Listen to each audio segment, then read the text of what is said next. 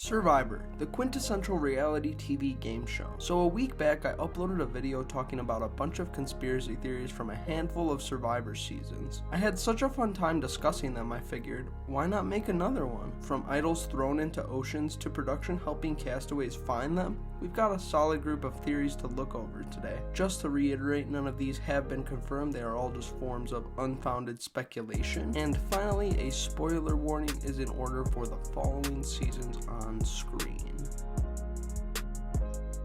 With all that being said, let's start with the first theory coming from the show's 24th season, Survivor Oneworld.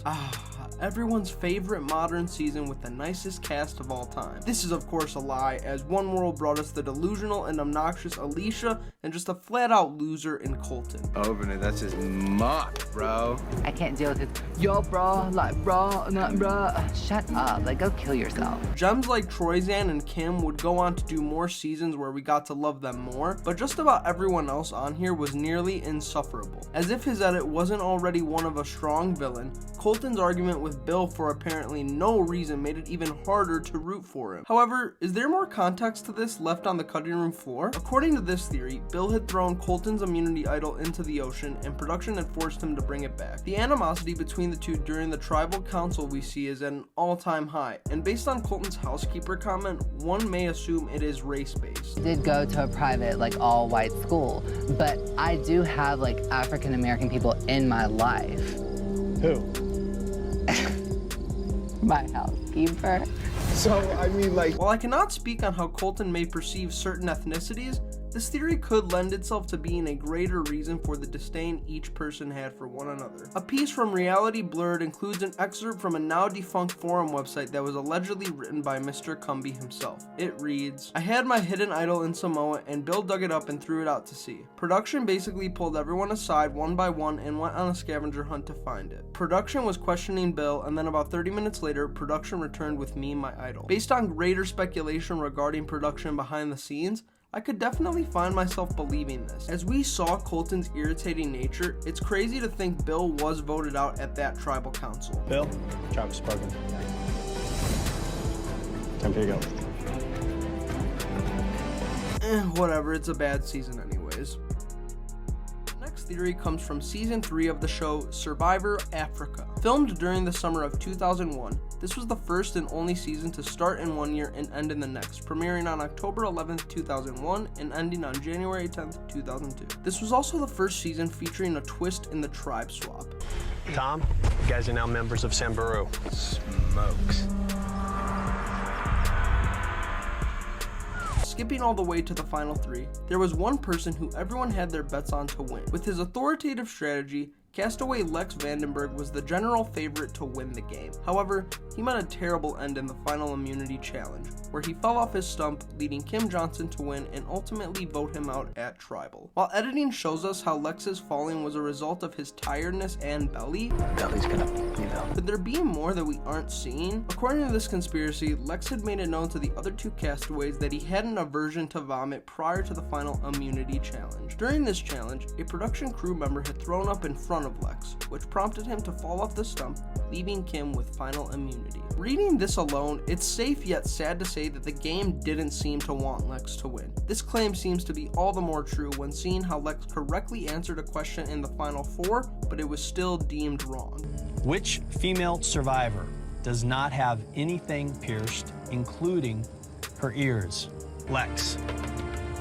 Lindsay, you're wrong. This one isn't a conspiracy, as settlements were made from CBS to him and Big Tom Buchanan outside the show. With the throw up, however, I definitely think there's a large chance of this being true, as Lex talks about a cameraman throwing up while answering questions in a 2015 Ask Me Anything, which you can read here.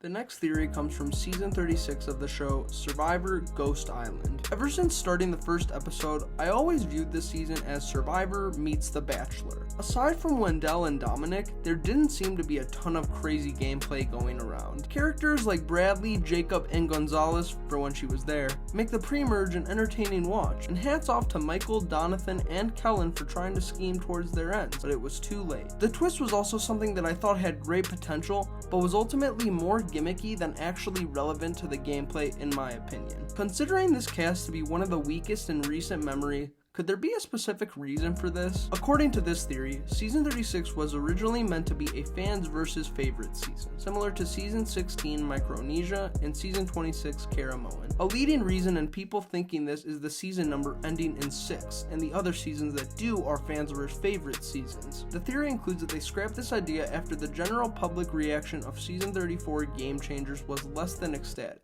I wholly believe this theory for a couple reasons. One immediate one is how I think a bunch of the cast looks like a group of Love Island rejectees, despite what Probst says. First big requirement for everybody on this season is they had to be a super fan.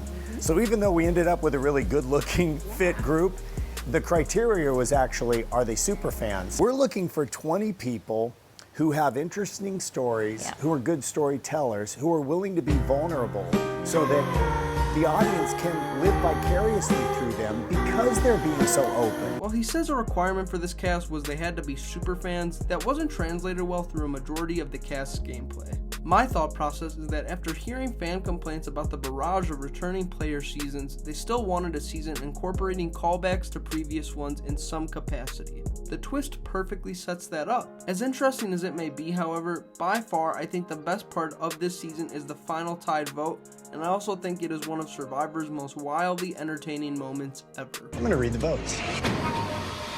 What?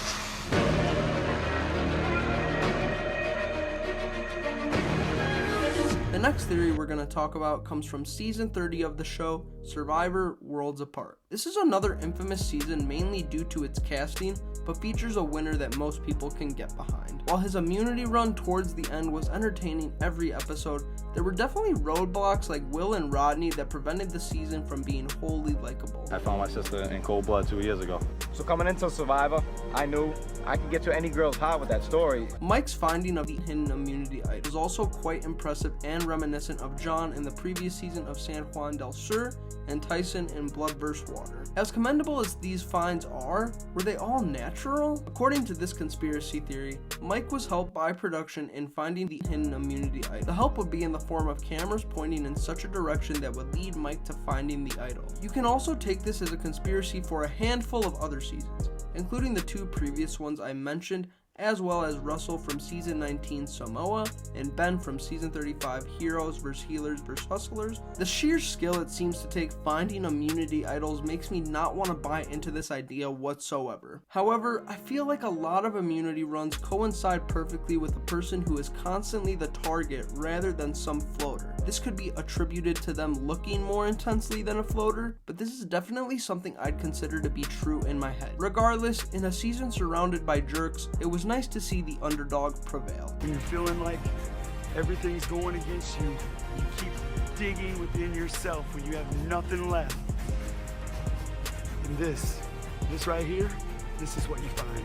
The final theory we're going to talk about comes from Season 11 of the show, Survivor Guatemala. This season is commonly recognized as the season that production had the worst time filming, presumably due to the alarming amount of mosquitoes and temperatures that were very high every day and night. One of the season's most notable attributes was the return of 2 players from seasons past in Bobby John and Stephanie. They were the final 2 members of the worst performing tribe in Survivor history, Oolong, so it makes sense for them to return. Coincidentally, they each ended up on tribes where they'd be relied on as the strongest competitor, with Bobby John going on the tribe with a weak old man, and Stephanie onto the tribe with only one other strong female. But was this born out of coincidence? According to this conspiracy, the tribes were set up in the way previously described to ensure they would make it past the first tribal council. For example, should Bobby John's tribe have to go, they would easily vote out the old man first and recognize that they need Bobby John to win challenges. For Stephanie's tribe, they'd face tribal council 2 episodes in a row after the premiere, where they'd vote off 2 women that are not as strong as Stephanie, making the tribe want to hang on to her to win challenges. Even without reading any of these conspiracies, I would have already said I thought the game was rigged for either Bobby John or Stephanie. This is because in their last season, they put so much effort into every challenge only to lose nearly all of them, no thanks to their additional tribe mates. But with Bobby John getting in the same place and Stephanie losing at the final 2, how much control do they really have?